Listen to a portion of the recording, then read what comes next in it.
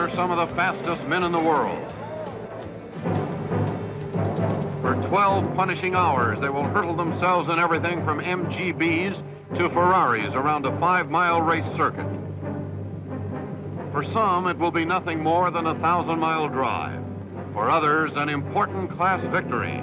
For a handful, a chance to unseat the indomitable Ferraris. Sebring, then, is many races within itself. But for all, it's the 12-hour grind. The countdown for Saturday's race begins early in the week in the quiet town of Sebring. While the residents pursue their normal pastimes, the racers present themselves for inspection. Every car in the race must comply. MGBs, brand new Porsche 904s. All are checked for adherence to safety standards and regulations governing their class, including minimum luggage space. Shelby's Cobras, led by the number 10 Daytona Coupe, cause a stir as they move through inspection. Shelby wants Ferrari's World Grand Touring title. A win at Sebring, coupled with his points from Daytona, would put Shelby ahead in the point standings. To do it, he's mustered a 4-car factory team, augmented by 6 privately owned Cobras. In the prototype class, only the Corvette Grand Sports are given a chance at the Ferraris. Roger Penske and Jim Hall are driving this one. A.J. Foyt and John Cannon will handle the Mecum Team Corvette. The reigning Ferraris, they dominate the prototype class with 2 4-liter and 2 3-liter cars. The number 31 3-liter GT is Shelby's only real factory challenge for the GT title. As Ferrari seems bent on winning instead, the Challenge Mondial awarded for Sebring, Le Mans, Targa Florio, and Nürburgring.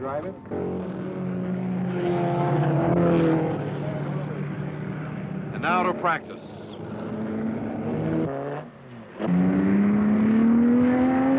There are just 3 practice sessions to become familiar with and adjust the car to Sebring's 5.2-mile course. For 12 hours, the Ferraris, Cobras, Porsches, MGBs, Sprites, Corvettes will tear over this combination of airport runway and blacktop road. With 3 straights of almost a mile and some 13 turns, the big cars will range from 180 miles an hour to 30 miles an hour. 12 grueling hours on brakes, transmissions, engines, and drivers. And as Surtees in a Ferrari prototype knocks 5 seconds off the course record he set last year, and Shelby's newest Cobra, Bob Holbert's Daytona Coupe, slashes the GT course record, National Speed Sports News editor Chris Economaki talks with the drivers. Graham Hill, Ferrari prototype. It's a very, very good car, very good machine. Whether, of course, they're going to be reliable with this extra horsepower, we shall just have to wait and see. Dan Gurney, Cobra. As far as GT Ferraris go, we have them whipped on lap times right now. Roger Penske, Corvette Grand Sport. We'd really like to blow the Cobras off, to be honest with you. Bob Tullius, an SECA National Class Champion, here in the smallest car in the race. What satisfaction you get out of participating in the race? Well, I think it relates simply to the competitive spirit involved in the whole thing, and it's quite possible, of course, to win Index and also the class champion. Bob Holbert, Cobra Coupe. Well, we got high hopes of being able to beat the Ferrari, all right. A.J. Foyt, Corvette Grand Sport. Well, really, I think, Chris, that I can outrun the Cobras with the lightweight Stingray. Joe Bonnier, Ferrari prototype. I think, as I started to say, it'd be great for motor racing if American cars could beat the Ferraris once. Though, of course, I'd like to win the race in the Ferrari this time. All the boys ready themselves. It's race morning. Only the final seconds of the countdown remain. 10,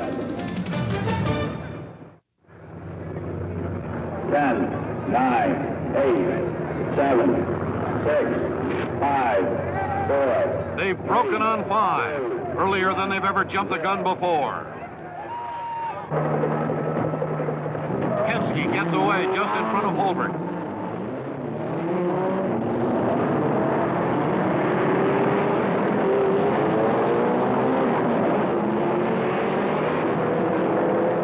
Ferraris lead the pack into the first turn. Surtees leads Rodriguez, Gurney, and Penske into the S's just in front of the famous Sebring first lap traffic jam.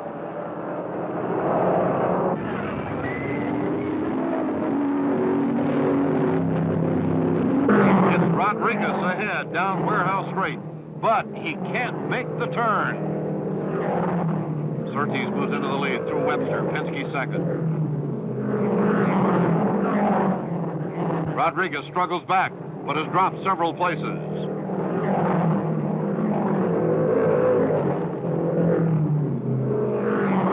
McKelvey's Abarth is too deep into the turn, and he's not as lucky as Rodriguez.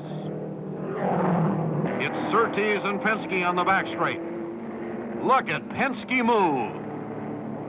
Penske's Corvette is by Surtees' Ferrari through the timer stand turn, and the young automobile executive takes the lead as they complete the first lap.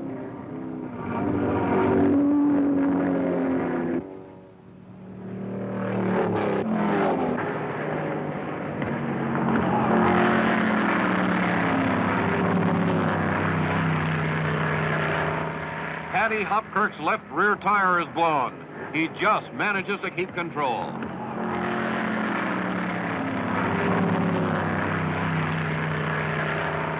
Through the S's for the second lap, and Penske surprising everyone. Bill McKelvey's got a backbreaking job and in a dangerous spot.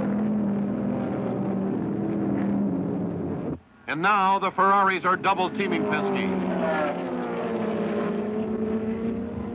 Surtees snatches the lead on the timer's turn. But Penske holds off Rodriguez and passes the start line in second place.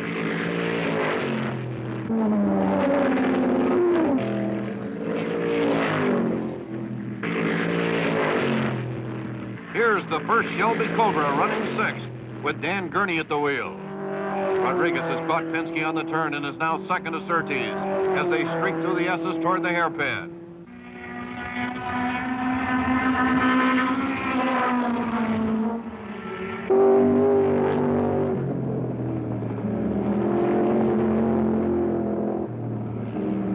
Rodriguez flat out passes Surtees heading into Webster.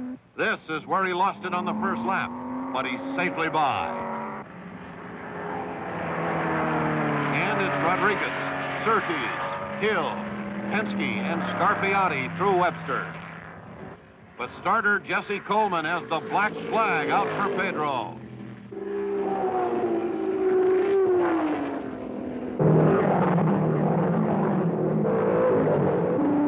Surtees inherits the lead as Rodriguez is forced to report to his pit.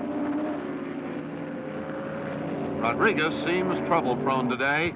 His rear tire, loosened when he missed the Webster turn, fell out on the track. A new one's wired in, but he's precious seconds behind. More of the race in a moment. Ferraris have assumed their expected prominence now. Surtees leads, followed by Hill and the other 4-liter. Then Parks in the 3-3-liter Ferrari number 22, followed by Scarpiotti.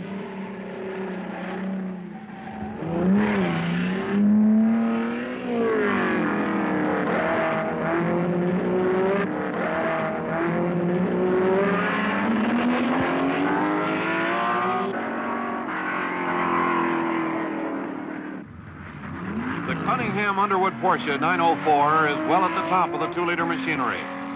Just behind is the half-sharp 904 and the number 43 Jennings Wester Porsche.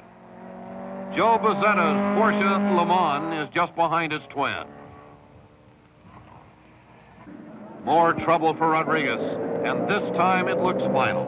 An erratic fan belt and assorted engine difficulties take Pedro from the race and team manager Luigi Cinetti's hopes along with him. Shelby's token entry in the prototype class, a standard Cobra stuffed with a huge 7-liter engine, hasn't been right since driver Ken Miles had an accident with it during practice.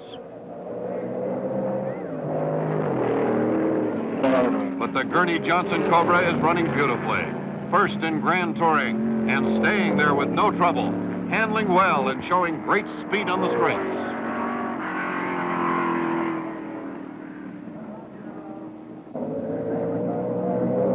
In the number 10 Cobra, right behind Gurney and running second Grand Touring, 5th overall, is Bob Holbert. The U.S. road racing champ is driving according to plan. Well up in GT and easy on the car. Surtees and Hill solidify their overall lead. Meantime, Chuck Castle moves his number 45 Abarth Carrera into the running in GT Division 2. The tiny 1-liter Renault Alpine, smallest car in the race, is in the same division as the Ferraris. The factory Alfa Romeo team with a 3-car entry hopes for a GT Division 2 win, although outpowered by the rival Porsches.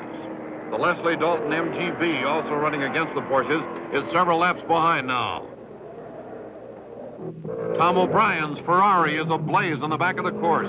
He tells what happened. As I dove out of the car and rolled on the ground, I never thought I'd have presence of mind to do that. All the fire equipment had come and had failed to put the fire out. We got about 30 gallons of gas on board. The Cunningham Underwood Porsche 904 has been trouble-free, but at a power disadvantage to the Ferraris and Cobras. Likewise, Buzetta's number 42 Le Mans Carrera running first in GT Division 2. Castle's number 45 Abarth Carrera takes a sprite at the hairpin where there's plenty of action. The Stoddard Caser Alfa Romeo has been a steady 4th in class.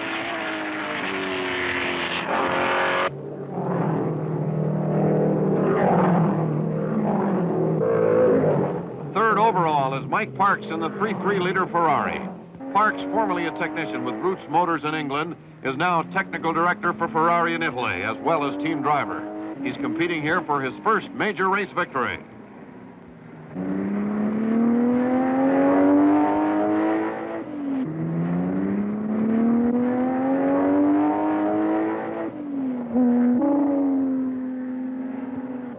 The Daytona Cobra is in. McDonald surrenders the car to Holbert, but not before some air conditioning is provided. Both men complained of the hot cockpit, but McDonald had unusual trouble. I can't keep my feet on the pedals. It gets pretty hot down there. Have to get some kind of shoe to keep the heat off. When I went out first, I used the wrong kind of shoes, and it burnt the bottom of my feet, and now they get sore pretty easy. You know, the shoes I have are all right, except the bottom of my feet are already burned a little. It doesn't seem to be bothering Bob so bad. The Penske Hall Corvette has settled down. After a spectacular dash at the opening, Penske is content to stay in the top 10, running behind Gurney and Holbert.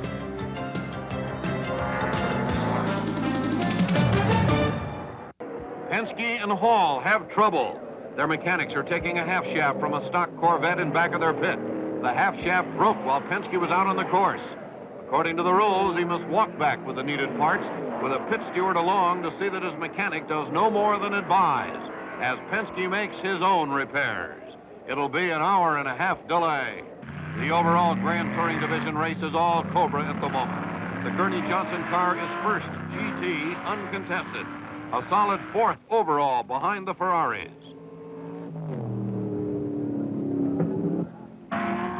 Running second GT now is the number 14 Cobra with Phil Hill and French champion Joe Schlesser driving.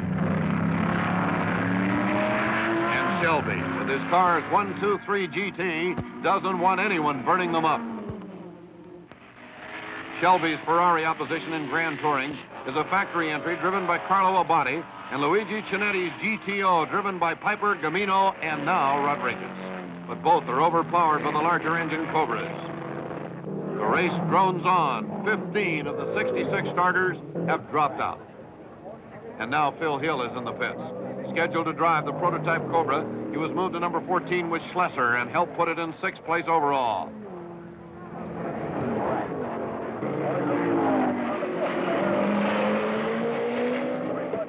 Two of the Renault Alpines are still running. The third is retired with transmission trouble. The Leslie Dalton MGB, a little deep into the hairpin, now stands 3rd in class. Joe Buzetta has his Porsche first in GT Division 2 now. And the Bondurant Spencer Cobra is beginning to move through the pack after its teammates. The 8-cylinder prototype Porsche was doing well until an extended pit stay with clutch trouble. A.J. Foyt's trying to catch up too. After passing 50 cars on the first lap, he ran into an extended brake pad change. He's now 10th overall.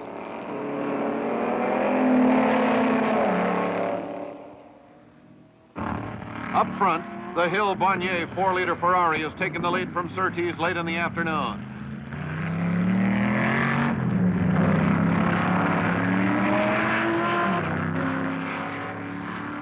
The Surtees Bandini car, 2 laps behind at this point, presses after the lead Ferrari. But the lead Ferrari has trouble. Hill is barely moving as he comes into pit alley. And the trouble looks permanent. Hill tells about it. Vibrating rather badly under acceleration, and then just now coming past the pits, it let go altogether, and there was a horrible grating. A close call at the hairpin. And Surtees is moving. Just behind, the second and third place Ferraris are in it hammer and tongs, as Parks in the number 22 Ferrari tries to take the lead from Scarpiati in the twin number 23.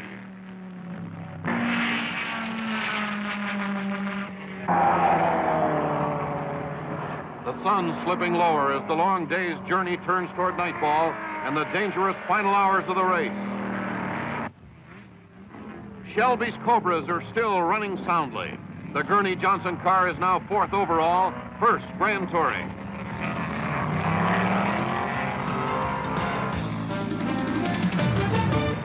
Protective headlight covers used during daylight have been taken off.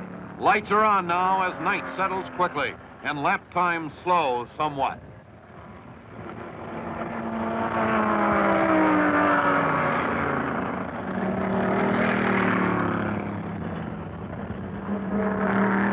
Bandini has brought the lead car into the pits. Flickering taillights and a brake change, a perennial Ferrari weakness, make this the 3rd nighttime stop and drops the 4-liter car to 3rd place. Taking over first, Scarpiati Vaccarella with a Parks Maglioli Ferrari just behind. Less than an hour to go. Ferraris 1, 2, 3 overall. The Gurney-Johnson 4th overall, 1st GT. There's been a crash. Johnson, driving the number 11 Cobra, has hit an Alfa Romeo at the far end of the pits. The Alfa, apparently in trouble, was barely moving in one of the speed lanes. Johnson, who said he saw the Alfa only at the last second, turned over, but is okay. The Alfa driver, Consalvo Senesi, was pulled from his flaming car by Renault driver Giacomo. He's badly burned, but will be all right.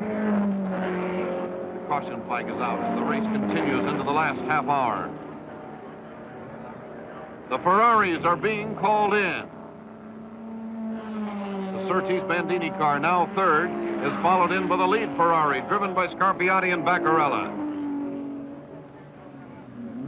There's some typically Ferrari histrionics before they're sent out with the drivers who will complete the race.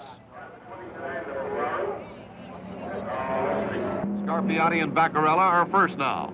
Parks Maglioli 2nd. Surtees Bandini 3rd. And the Holbert McDonald Cobra 4th, 1st GT.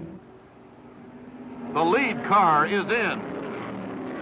The stop is officially listed as driver consultation and clutch trouble. But an anxious Scarpiati seems to be purposely held in the pits, while Parks takes the lead.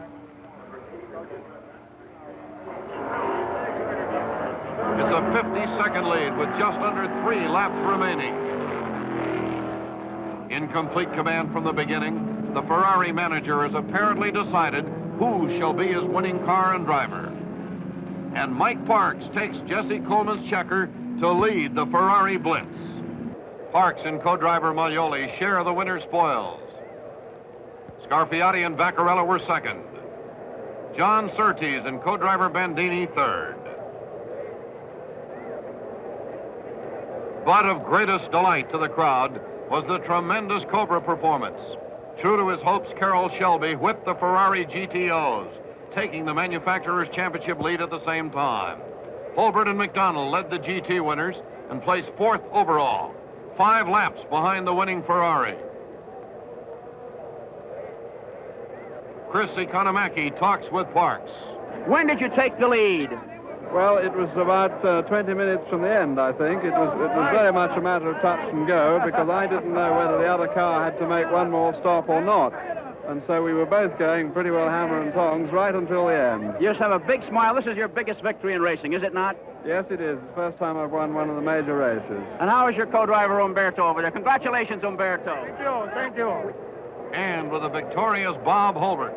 Bob, congratulations. You got a big smile, another victory for you. How'd the car perform? Oh, fine, Chris. It didn't miss a beat all day. Except we really had a steam bath during the day. It was pretty hot. I noticed you made some modifications on it for bathing purpose. What did you do? Oh, we just put a few vents in it to get a little more air into the car. We were actually, we had a steam bath and massage all at the same time earlier today. The Bezzetta Pond Porsche won GT Division 2. GT Division 1 went to the Abarth of Diaz, Fleming, and Linton. The Cunningham Underwood Porsche 904, the highest finisher behind Ferrari and Cobra. The response, I think, to this year's race was terrific. I think the American public, with the introduction of American-powered cars and American-built cars now, is really beginning to flock to these races. It was an American day for the first time in a long series of the 12-hour grind.